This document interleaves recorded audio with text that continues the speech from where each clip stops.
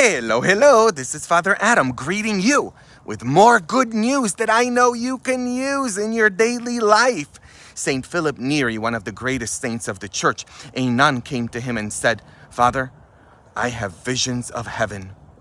And Philip Neri decided to put her to the test, whether she actually did have visions of heaven, and said, "Well, why don't you start cleaning my shoes?" "Clean my shoes!" he said. And she looks at him and says, "No way, never will I clean your shoes." Well, then Philip Neri looked at her and said, "That means you haven't had visions of heaven, because heaven includes the cross. There's always suffering when you're living the life of heaven. Heaven is not something that we await after we die. Heaven is something that we should be living here on earth, because heaven is the presence of God. Where there's God, there is heaven. Where there's no God, there's hell. In fact, the definition of hell is the absence of God. The definition of heaven is community living.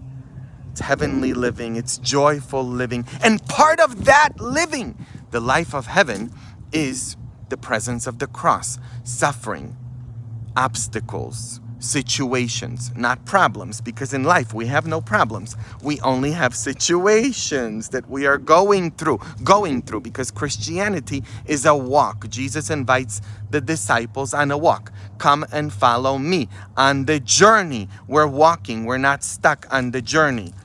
We're walking. And part of that is the cross. Now, when I go to the gym like I did today, that's why you see I'm all sweaty. I've got my water always. You have to have lots of water. I ran 7 miles today. It's one of those days, 7 miles. When I walk into the gym, I'm not seeing the 7 miles, the difficulty that it's going to take for me to do it. I'm seeing the victory, because I live a life of victory. The Christian lives a life of victory. I'm already victorious. When I walk into that gym, I'm already singing a song of victory, that I'm going to do it. Because if you tell yourself you won't, you won't. If you tell yourself you can't, well, then you won't do it. But if you tell yourself, I'm going to do it. That's exactly what happened on the cross. When Jesus said, my God, why have you abandoned me?" That is Psalm 22. Now, Jews would always quote the first line of something longer that was already in their head. So Jesus has Psalm 22, which is a psalm of victory. At the end of Psalm 22, the suffering servant is victorious. All the nations come and prostrate themselves in front of him. So Jesus already has victory in his mind.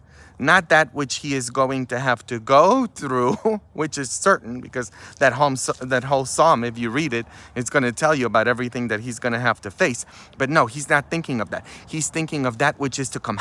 That which is to come. Victory, victory, victory. That's how we are to live. Always thinking about victory.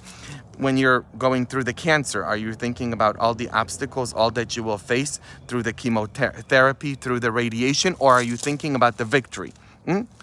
All the psychologists, all the doctors that treat people with cancer say that the majority of your survival, whether you will make it through the cancer, is up here. Because we limit ourselves with our thinking. You got to think of the victory. Jesus had victory on his mind when he went through the cross. He had a resurrection mindset, not a crucifixion mindset. And that's how we are to live, with a resurrection mindset, saying, yes, I will. I'm going to resurrect. How many people won't get into the gym? Because they're already saying, oh, it's too difficult. Oh, it's too difficult. I can't do it. I cannot start this exercise program. How many people won't go into a 12-step program like Alcoholics Anonymous? Oh, that's too difficult. I won't do it. How many people won't quit their job and start another one, even though they are so unhappy in their current one, because they say they can't. They see not victory, but defeat. Jesus did not have a defeat mindset. He had a victory mindset. And that's how we are to live our life. Not thinking of defeat, but thinking of victory. And that's why he made it. Because he had a victory mindset. He was thinking that he was going to be victorious. So don't have a defeat mindset. but have a victory mindset.